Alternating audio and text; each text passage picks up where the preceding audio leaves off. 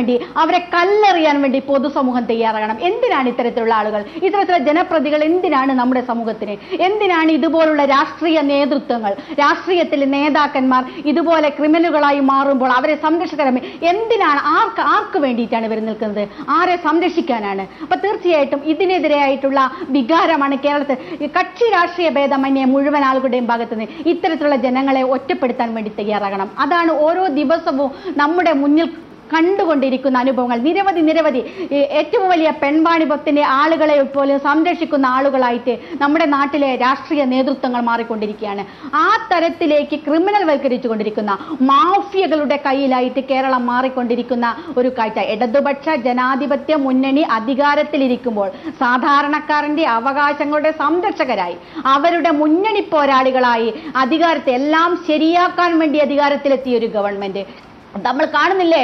ഓരോ ദിവസവും എല്ലാം ശരിയായിക്കൊണ്ടിരിക്കുന്നത്.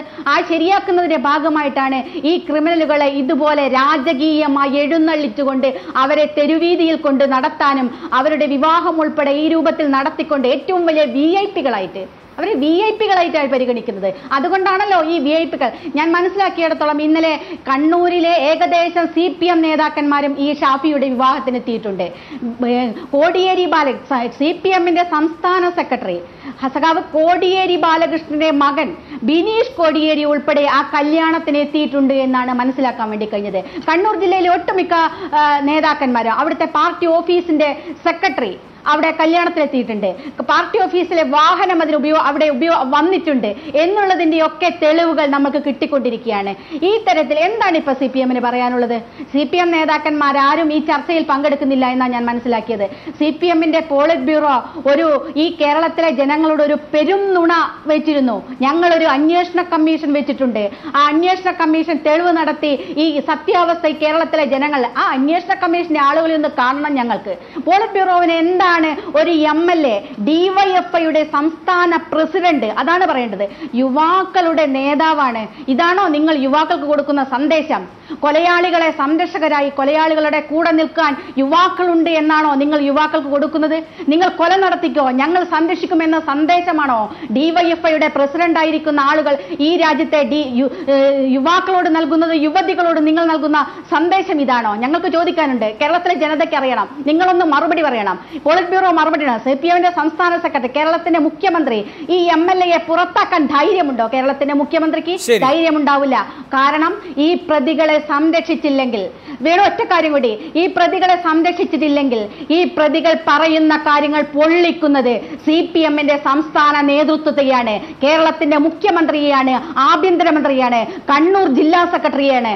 അതുകൊണ്ട് തന്നെ ഇവർ എല്ലാവിധത്തിലും സംരക്ഷണം നൽകും ഈ കൊലയാളികൾക്ക് എന്ന് ഒരു സംശയവുമില്ല. ശ്രീ NM പിയേഴ്സൺ, കൊടിസുനിയുടെ കല്യാണം ഏതാണ്ട് 1 മാസം മുൻപ് കഴിഞ്ഞു എന്ന് കേൾക്കുന്നു. അതോ കല്യാണം കഴിഞ്ഞിട്ടത് പുറത്തറിഞ്ഞത് ഏതാണ്ട് 1 മാസത്തിന് ശേഷമാണോ എന്ന്? ഇപ്പോൾ മുഹമ്മദ് ഷാഫിയുടെ കല്യാണം നടക്കുന്നു. ഇവിടെ കാണാൻ കഴിയുന്നൊരു കാര്യം, ക്രിമിനലുകൾക്ക് വധുക്കളെ സമ്മാനിക്കുന്നു. ഈ 2 ക്രിമിനലുകളും വിവാഹം കഴിച്ചിരിക്കുന്നത് പാർട്ടി അംഗങ്ങളെ തന്നെയാണ്. ഒന്നൊരു CPM-ന്റെ നേതാവിൻ്റെ, പ്രാദേശിക നേതാവിൻ്റെ മകളെ, ഇപ്പോൾ മുഹമ്മദ് ഷാഫി വിവാഹം കഴിച്ചിരിക്കുന്ന ഒരു DYFI-യുടെ പ്രവർത്തകയാണെന്നുമാണ് അറിയാൻ കഴിയുന്നത്. ഈ ക്രിമിനലുകൾക്ക് വധുവിനെ സമ്മാനിക്കുക, വിപ്ലവ വീര്യമുള്ളവരുടെ കുടുംബങ്ങൾക്ക് വൈധവ്യം സമ്മാനിക്കുക, ഇതാണോ ഈ പാർട്ടി?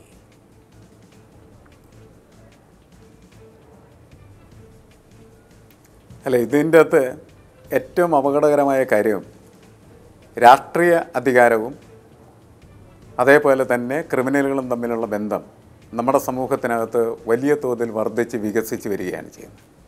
രാഷ്ട്രീയമെന്ന് പറയുന്നത് വലിയ തോതിലേക്ക് ഒഴുകിപ്പോവുകയും അരാഷ്ട്രീയമായ സമൂഹത്തിൽ അധികാരം പ്രധാനപ്പെട്ട ഘടകമായി തീരുമ്പോൾ ആ അധികാര സംരക്ഷണത്തിന് എല്ലാ ക്രിമിനലുകളും ഉപയോഗിക്കുന്ന തരത്തിലേക്ക് രാഷ്ട്രീയ പാർട്ടി നേതൃത്വം മാറിത്തീരുകയും ചെയ്യുന്ന ഒരു സമൂഹത്തെ സംബന്ധിച്ചിടത്തോളം ഏറ്റവും വലിയ ദുരന്തം ഞാൻ അങ്ങനെയാണ് അതിനെ കണക്കാക്കുന്നത്. കാരണം കേരളീയ സമൂഹത്തിന് ഒരു പ്രത്യേക കാലഘട്ടത്തിൽ വലിയ രാഷ്ട്രീയമായിട്ടുള്ള ഉറപ്പുണ്ടായിരുന്ന സമൂഹമായിരുന്നു.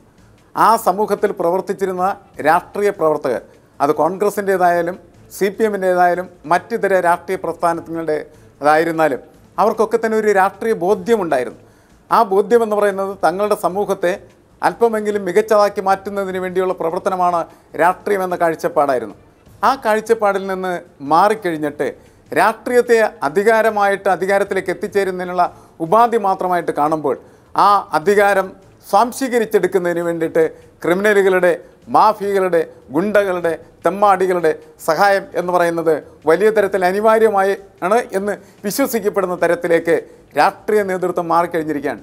ഇവിടെ സാധാരണക്കാരായിട്ടുള്ള മനുഷ്യർക്ക് ജീവിക്കുക എന്ന് പറയുന്നത് അസാധ്യമാണ് എന്നാണ് എനിക്ക് തോന്നുന്നത്. സാധാരണക്കാരായിട്ടുള്ള മനുഷ്യരുടെ ജീവിതത്തെ സമ്പൂർണ്ണമായിട്ട് നിഷേധിക്കാനും റദ്ദ് ചെയ്യാനും തീരുമാനിക്കപ്പെടുമ്പോൾ ആ സമൂഹം പതുക്കെ പതുക്കെ ഫാസിസത്തിലേക്ക്, വലിയ തരത്തിലേക്ക് ജനാധിപത്യപരമായ എല്ലാ ബോധ്യങ്ങളെയും തകർത്ത് ഞെരിപ്പിച്ച് അതിൻ്റെ ശ്വാസം മുട്ടിച്ച് കൊല്ലുന്ന തരത്തിലേക്ക് മാറിപ്പോകുമെന്നുള്ളതാണ്. ഇവിടെ വിപ്ലവ പാർട്ടി എന്ന് പറയുന്ന പേര് എന്തുകൊണ്ടാണ് വേണു ഉപയോഗിച്ചതെന്ന് എനിക്കറിയാനായിട്ട് പാടില്ല. എന്ത് വിപ്ലവമാണ് ഇതിനകത്തുള്ളത്? എന്ത് മാർക്സിസമാണ് ഇതിനകത്തുള്ളത്? എന്ത് ഇടതുപക്ഷ രാഷ്ട്രീയമാണ് ഇതിനകത്തുള്ളത്? ഇത്തരം കാര്യങ്ങളെല്ലാനും ഇടതുപക്ഷ രാഷ്ട്രീയമായിട്ടും വിപ്ലവമായിട്ടും കൂട്ടിക്കുഴച്ച് കേരളത്തിലെ ജനങ്ങൾക്ക് സദ്യയ്ക്ക് വെക്കുന്നു എന്നുള്ളത് തന്നെയാണ് മാധ്യമ ചർച്ചയുടെ ഏറ്റവും വലിയ അപകടമായിട്ട് എനിക്ക് തോന്നുന്നത്.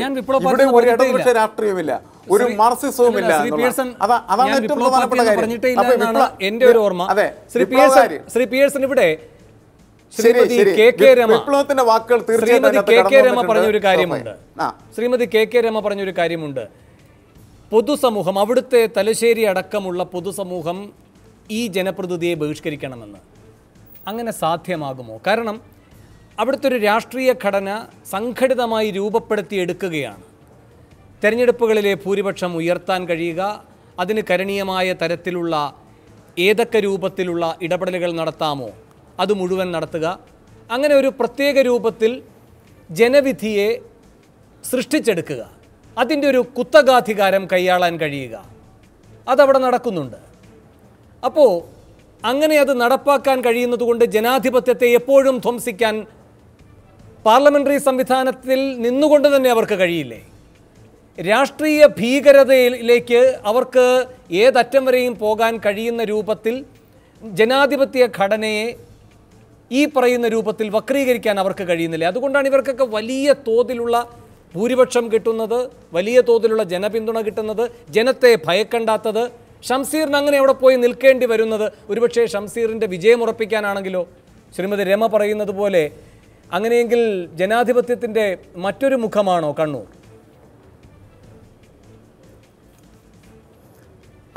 അങ്ങനെ തീർച്ചയായിട്ടും അതിനെ വ്യാഖ്യാനിക്കേണ്ടതുണ്ടെന്ന് തന്നെയാണ് എനിക്ക് തോന്നുന്നത്. ജനാധിപത്യത്തിന് പലതരത്തിലായിട്ടുള്ള മുഖങ്ങളുണ്ട്. ജനങ്ങൾക്ക് സ്വീകരിക്കാൻ പറ്റാത്ത തരത്തിലുള്ള ഒരു മുഖവും ജനാധിപത്യത്തിനുണ്ട്. ആ ജനാധിപത്യത്തിൻ്റെ മുഖമാണ് മനുഷ്യരെ, അധികാരത്തിൻ്റെ പേരിൽ മനുഷ്യരെ തല്ലിക്കൊല്ലുന്നതായിട്ടുള്ള അന്തരീക്ഷങ്ങളുണ്ടാകുന്നത്, വെട്ടിക്കൊല്ലുന്ന അന്തരീക്ഷങ്ങളുണ്ടാകും. അങ്ങനെ വെട്ടിക്കൊല്ലുന്ന സമയത്ത് ഈ വെട്ടിക്കൊല്ലുന്നത് തെറ്റാണ് അല്ലെങ്കിൽ തല്ലിക്കൊല്ലുന്നത് തെറ്റാണ് എന്ന് അധികാരത്തിലിരിക്കുന്നതായിട്ടുള്ള രാഷ്ട്രീയ പ്രസ്ഥാനങ്ങൾ പറയുന്നില്ല എന്നുള്ളതാണ്. കാരണം അത് രാഷ്ട്രീയ അധികാരത്തിൻ്റെ ഉറപ്പിന് വേണ്ടിയിട്ട് അതിൻ്റെ കാലുകളെ ഉറപ്പിക്കുന്നതിന് വേണ്ടിയിട്ടുള്ള രക്തത്തിൻ്റെ അർച്ചനയായിട്ട് അവർ കണക്കാക്കുകയാണ് ചെയ്യുന്നത്. ഇത്തരത്തിലുള്ള കൊലപാതകങ്ങൾ ഇനിയും ഞങ്ങൾ നടത്തും. അങ്ങനെ നടത്തുമ്പോഴാണ് ഈ രാഷ്ട്രീയ പാർട്ടി എന്ന് പറയുന്നത് ഇവിടെ ഇങ്ങനെ ഉറക്കുന്നത് എന്ന് ജനങ്ങളെ ബോധ്യപ്പെടുത്തുകയാണ് ചെയ്യുന്നത്.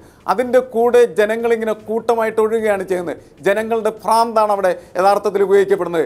ജനകീയതയ്ക്കെതിരായിട്ടും ജനാധിപത്യത്തിനെതിരായിട്ട് ജനകീയ ഭ്രാന്തിനെ ഉപയോഗിക്കുക. ഹിറ്റ്ലർ മുതലുള്ള എല്ലാ ഫാസിസ്റ്റുകളും ചെയ്തിട്ടുള്ള കാര്യം ഇതുതന്നെയാണ്. അതുകൊണ്ട് സ്വാഭാവികമായിട്ടും ഇതിനെ എതിർക്കേണ്ടതാണെന്നുള്ളിൽ തോന്നിയാൽ പോലും ഒരു നേതാവ് അതിൻ്റെ മുന്നിൽ ചെന്ന് നിൽക്കും.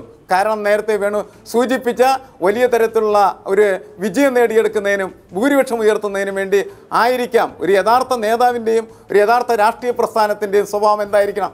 ജനങ്ങൾ എന്താണോ ആഗ്രഹിക്കുന്നത് അങ്ങോട്ട് ജനങ്ങളെ കൊണ്ടുപോകലല്ല, ജനങ്ങൾ യഥാർത്ഥത്തിൽ എങ്ങോട്ട് പോകേണ്ടതുണ്ടെന്ന് വിവേചനപൂർവ്വം തിരിച്ചറിഞ്ഞ് അവരെ അങ്ങോട്ട് കൊണ്ടുപോകാനായിട്ടുള്ള കരുത്താണ് ആ രാഷ്ട്രീയ നേതാവിനും പ്രസ്ഥാനത്തിനും ഉണ്ടാകുന്നത്. ആ നഷ്ടപ്പെട്ടു പോകുമ്പോൾ നമ്മൾ വലിയ തരത്തിൽ വിലപിക്കുക. നമ്മുടെ സമൂഹം എന്ന് പറയുന്നത് ദുരന്തത്തിലേക്ക് പോയിക്കൊണ്ടിരിക്കുകയാണ് ചെയ്യുന്നത്. ആ ദുരന്തത്തിൻ്റെ വലിയ തരത്തിലുള്ളതായിട്ടുള്ള സൂചകങ്ങളാണ് ഇടിമുറികളും അതേപോലെ തന്നെ വെട്ടിക്കൊലത്തപ്പെടുന്നതായിട്ടുള്ള വഴിമുറികളും എന്നാണ് നമ്മൾ മനസ്സിലാക്കേണ്ടത്.